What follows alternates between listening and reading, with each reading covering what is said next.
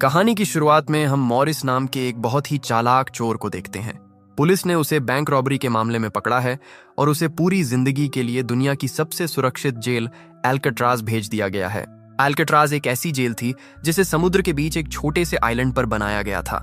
मतलब अगर कोई कैदी जेल तोड़कर बाहर निकल भी जाए तब भी वह भाग नहीं सकता था, क्योंकि उसके सामने रास्ते की सबसे बड़ी रुकावट एक अनंत समुद्र था।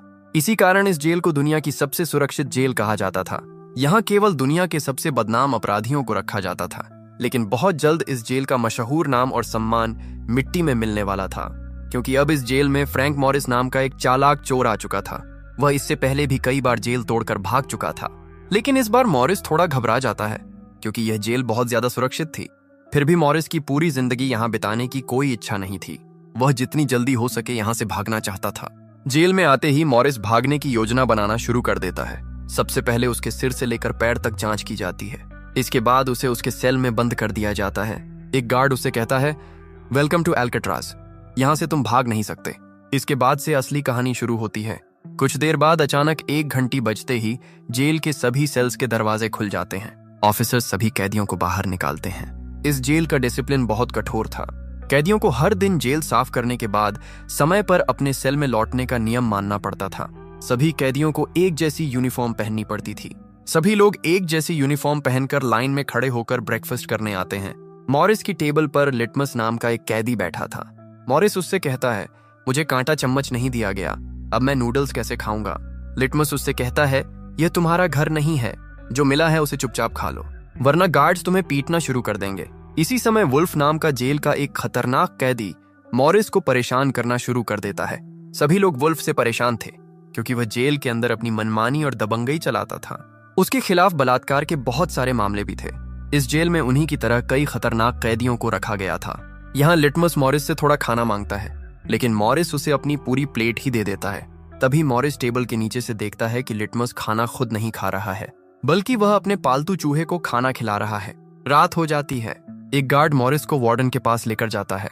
वार्डन उससे कहता है, मैं जानता हूं कि तुम बहुत बुद्धिमान और चालाक हो, लेकिन तुम्हारी चालाकी यहाँ काम नहीं करेगी। तुम्हारी तरह कई चालाक अपराधी यहाँ आ चुके हैं, लेकिन कोई भी यहाँ से भाग नहीं पाया। यहाँ कैदियों के लिए बहुत कठोर नियम है। 2 महीने में केवल एक बार कैदियों के अपने लोग उनसे मिलने आ सकते हैं, वह भी तभी जब मेरा मूड अच्छा हो। इस जेल का वार्डन बहुत ही कठोर आदमी था। वह छोटी सी गलती पर भी बहुत कठिन सजा देता था। वह मॉरिस को साफ साफ बता देता है कि वह यहाँ से भागने के बारे में सोचने की भी कोशिश न करे, वरना उसके टुकड़े टुकड़े करके समुद्र की शार्क मछलियों को खिला दिया जाएगा। यह सब सुनकर मॉरिस केवल इतना जवाब देता है, नहीं सर, आपके रहते हुए कोई भागने का सपना कैसे देख सकता है। लेकिन असल में मॉरिस पहले दिन से ही भागने की योजना बनाना शुरू कर चुका था। उसी समय मौका देखकर वह वार्डन की टेबल से एक छोटा नेल कटर चुरा लेता है। वह छोटा जरूर था, लेकिन मॉरिस जानता था कि एल्काट्राज जैसी जेल से भागने में यह एक दिन बहुत काम आएगा। अपने सेल में लौटने के बाद वह नेल कटर को बाइबल के अंदर छिपा देता है। अगले दिन बाथरूम में वुल्फ नाम का वही कैदी उसे दोबारा परेशान करता है, लेकिन इस बार मॉरिस उसे नहीं छोड़ता। वह वुल्फ को पकड़कर बहुत बुरी तरह पीटता है। इसके बाद से जेल के बाकी सभी कैदी मॉरिस से डरने लगते हैं। कुछ दिनों बाद मॉरिस को लाइब्रेरी में काम दिया जाता है। वहां उसकी मुलाकात इंग्लिश नाम के एक कैदी से होती है। इंग्लिश जेल का एक सीनियर कैदी था। उसे 2 लोगों की हत्या के कारण उम्र कैद की सजा मिली थी। वह जेल के हर कोने को अच्छी तरह पहचानता था। सुबह मॉरिस और वुल्फ के बीच हुई लड़ाई की खबर भी उसे पता थी। वह मॉरिस को आज के काम के लिए कुछ किताबें देता है। मॉरिस को वे सभी किताबें कैदियों के सेल्स में पहुंचानी थीं। काम खत्म होने के बाद मॉरिस जेल के एक खुले ग्राउंड में जाता है। वहां मॉरिस की मुलाकात डग नाम के एक आर्टिस्ट से होती है। डग एक शांत और बहुत अच्छा इंसान था। वह कई सालों से यहाँ कैद था। उसे पेंटिंग करने का बहुत शौक था। डग उससे कहता है, एल्काट्राज जैसी जेल में कोई भी पागल हो सकता है, लेकिन पेंटिंग करने के मेरे शौक ने मुझे अभी तक ठीक रखा है। मॉरिस देखता है कि डग अपनी खुद की तस्वीर बना रहा है। वह उससे पूछता है, तुमने तस्वीर में फूल क्यों बनाया है? तुम्हारी शर्ट पर तो कोई फूल नहीं है। डग जवाब देता है, ये मेरे मन की खुशी है। वह खुशी केवल तस्वीर में है, मेरे मन के अंदर नहीं है। इसके बाद मॉरिस वहीं इंग्लिश को बैठा हुआ देखता है। जब मॉरिस उसके पास जाने लगता है तो इंग्लिश के आदमी पहले उसे रोकते हैं, लेकिन इंग्लिश इशारे से उन्हें मॉरिस को आने देने के लिए कहता है। मॉरिस सीधे अपने मन की बात इंग्लिश को बता देता है। वह उससे पूछता है कि क्या वह यहाँ से भागने में उसकी मदद करेगा। उसकी बात सुनकर इंग्लिश हंसता है और कहता है, यह केवल एक जेल नहीं है, तुम इसे हमारी कब्र कह सकते हो। यहाँ से बाहर निकलने के लिए पहले हमें मरना पड़ेगा। मान लो तुम इन बड़ी बड़ी दीवारों को पार कर लेते हो, गार्ड से बचकर जेल से बाहर भी निकल जाते हो, लेकिन आखिर में यह विशाल समुद्र तुम्हें रोक देगा।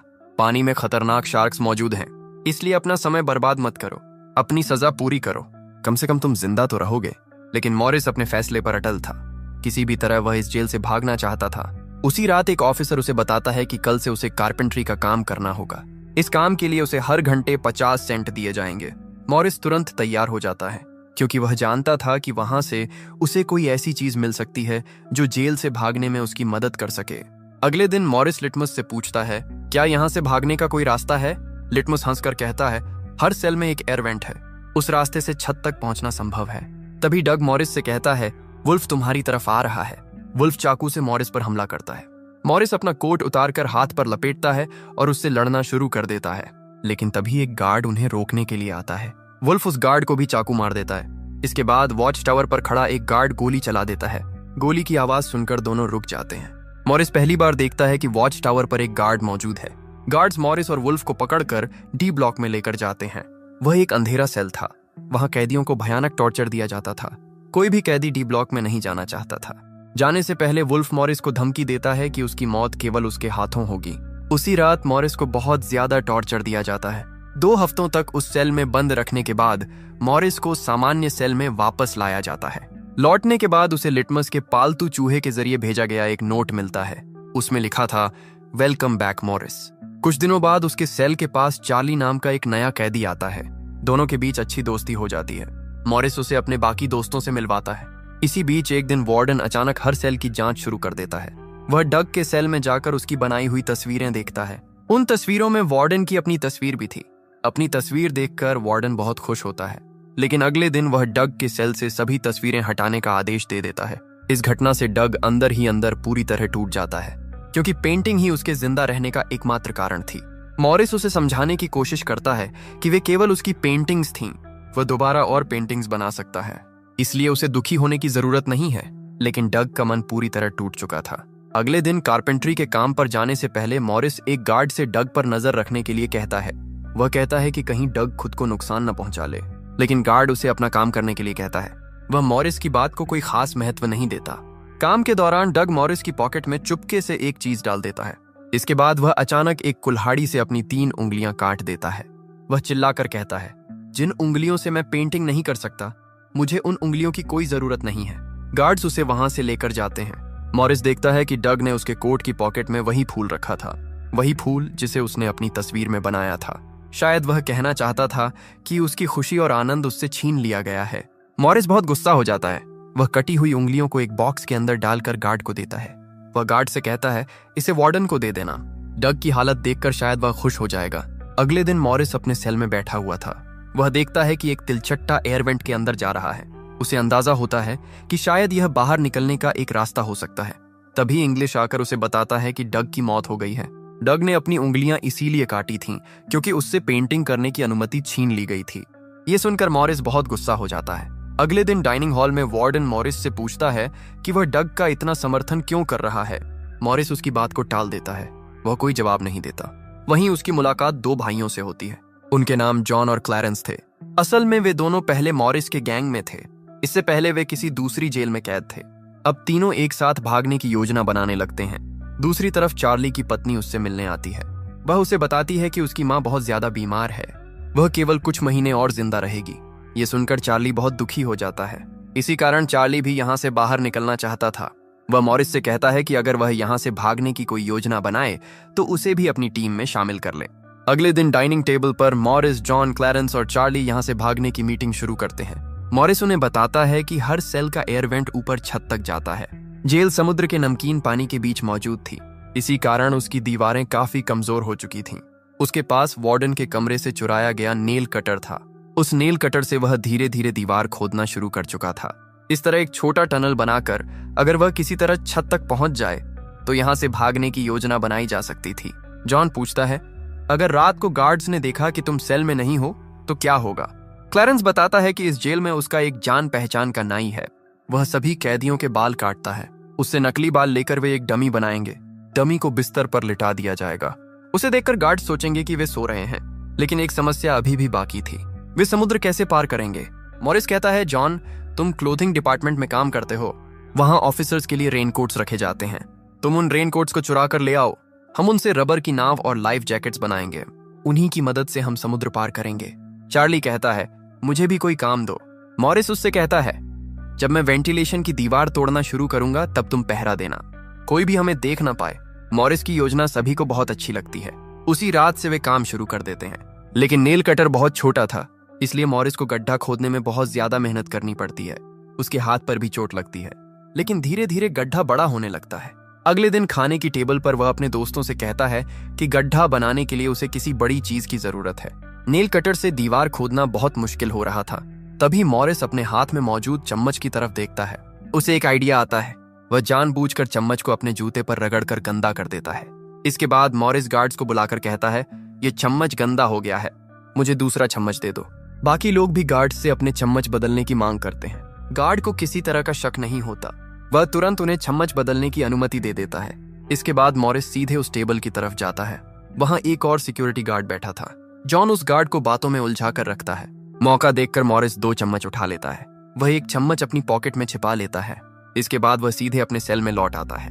रात को इंग्लिश उसे किताब देने आता है। मॉरिस उससे पूछता है, क्या यहाँ वेल्डिंग करने का कोई सामान मिल सकता है? इंग्लिश समझ जाता है कि मॉरिस के दिमाग पर अभी भी जेल से भागने का जुनून सवार है।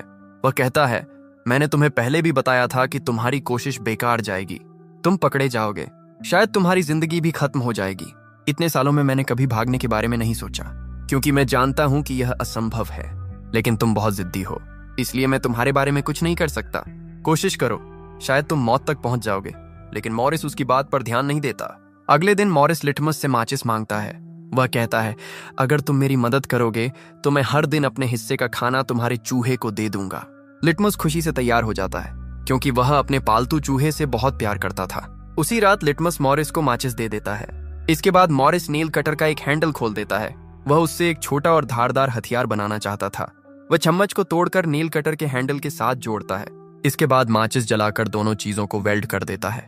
इस तरह वह एक धारदार हथियार बना लेता है। इसके बाद वह वेंट के चारों तरफ अच्छी तरह खुदाई शुरू कर देता है। चार्ली पहरा देता है। अगर कोई गार्ड उनकी तरफ आता तो चार्ली तुरंत सीटी बजाकर मॉरिस को इशारा देता। इस तरह एक दूसरे को पहरा देते हुए सभी लोग अपने अपने वेंट्स को खोदना शुरू करते हैं। लेकिन पहरा देते देते एक समय चार्ली सो जाता है। ठीक उसी समय एक गार्ड वहां आ जाता है। लेकिन अच्छी किस्मत से इंग्लिश समय पर उस गार्ड का ध्यान दूसरी तरफ कर देता है। इंग्लिश और गार्ड की बातचीत सुनकर चार्ली की नींद खुल जाती है। लेकिन गार्ड के मौजूद रहने के कारण वह डर से सीटी नहीं बजा पाता, इसीलिए वह एक चीज नीचे गिरा देता है। मॉरिस उस आवाज को इशारे के रूप में समझ जाता है। वह तुरंत वेंट को ढककर बिस्तर पर लेट जाता है। गार्ड उससे पूछता है, यहाँ किसी चीज के जलने की गंध क्यों आ रही है? मॉरिस जवाब देता है, सर, आपके सामने कोई स्मोकिंग कैसे कर सकता है? ऐसी हिम्मत किसके अंदर हो सकती है? मुझे तो कोई गंध नहीं आ रही है।